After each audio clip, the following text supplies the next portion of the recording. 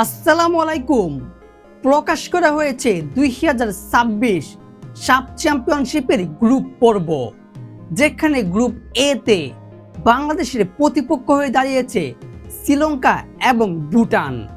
এবার প্রশ্ন হচ্ছে, শ্রীলঙ্কা ভুটান ফুটবল কতটা শক্তিশালী? এদের বিপক্ষে লড়াই করে আদৌ কি বাংলাদেশ ফুটবল দল এবারে সাব টুর্নামেন্টে ফাইনাল বা চ্যাম্পিয়ন হতে পারবে?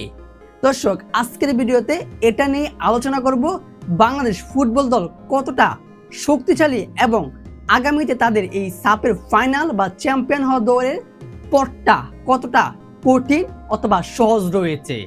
তো প্রথমেই বলি, প্রায় 8 বছর পর আগামী 4 নভেম্বর থেকে 17 নভেম্বর বাংলাদেশের মাটিতে আয়োজন করা হবে 2026 সাফ চ্যাম্পিয়নশিপ।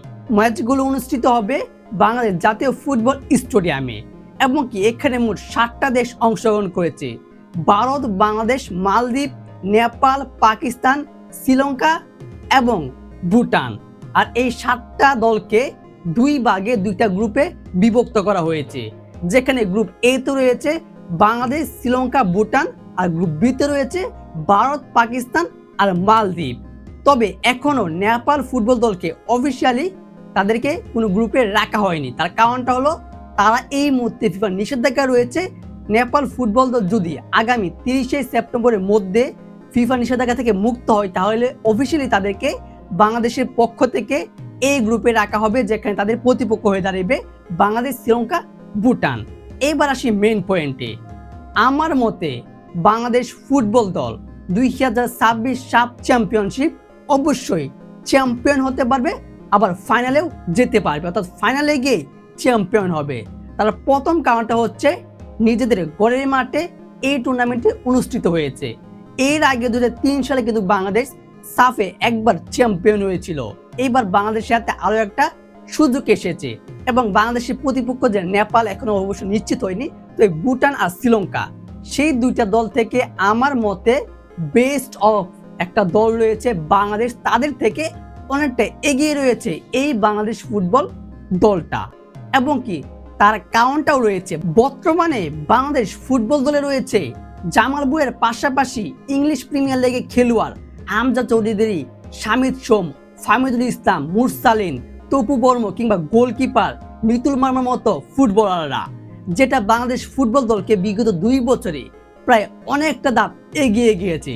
2022 কিংবা 23 সালে বাংলাদেশ ফুটবল দল যেমন ছিল, সেখান থেকে প্রায় 10 গুণ শক্তিশালী বা উন্নত হয়েছে বাংলাদেশ ফুটবল দল। যার কারণে বলছি, এইবারে চ্যাম্পিয়নটা বাংলাদেশ হতে পারবে। এবং কি তাদের প্রতিপক্ষ ভুটান অবশ্য এখনো কাগজ কলমও অনেকটা দুর্বল কিংবা একটা সহজ প্রতিপক্ষ, তবে ভুটান ফুটবল দল কিন্তু যে কোনো সময় আক্রমণ করে বসতে পারে। এবং তাদের প্রতিপক্ষ শ্রীলঙ্কা অবশ্য কিছুদিন আগে তারা ফিফা নিষেধাজ্ঞা থেকে মুক্তি পেয়ে তাদের বেশ কিছু পরিবর্তন এনেছে এবং তারা যে কোনো সময় যে কোনো দলের বিপক্ষে আক্রমণে গিয়ে সক্ষম হতে সফল হয়েছে। অর্থাৎ মূল কথা, ফুটবল কিংবা ক্রিকেট যে কোনো খেলাতেই কোনো দলকে ছোট করে মনে করা হবে না।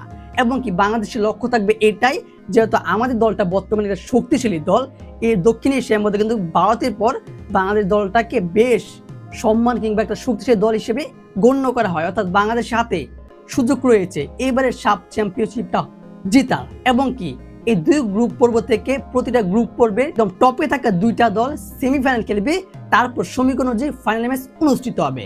এবং আমি আবারও বলছি, বাংলাদেশ ফুটবল দলের হাতে যে সুযোগটা রয়েছে, তাদের প্রতিপক্ষ সম্ভবত নেপাল, শ্রীলঙ্কার, ভুটানের বিপক্ষে তারা খুব সহজে জয় পাবে এবং শেষ পর্যন্ত তারা ফাইনালে যাবে। আর ফাইনালে প্রতিপক্ষ হওয়ার সবচেয়ে বেশি সম্ভাবনা রয়েছে ভারত ফুটবল দল। তবে বাংলাদেশ ফুটবল দল কিন্তু কিছুদিন আগেই ভারতের বিপক্ষে জয় পেয়েছিল এবং কি এই সাফ টুর্নামেন্টটা নিজেদের ঘরের মাঠে হয়, বাংলাদেশের হাতে প্রায় 75% সুযোগ রয়েছে চ্যাম্পিয়ন হওয়া। এবং কি ভুটান, নেপাল আর শ্রীলঙ্কা আহামরি কোনো দল নয়, তবে তারাও শক্তিশালী দল, তবে তাদের থেকে বেস্ট দল বাংলাদেশ ফুটবল দল। যার কারণে আমি বলছি বাংলাদেশ অবশ্যই এবারে সাফের চ্যাম্পিয়ন হবে।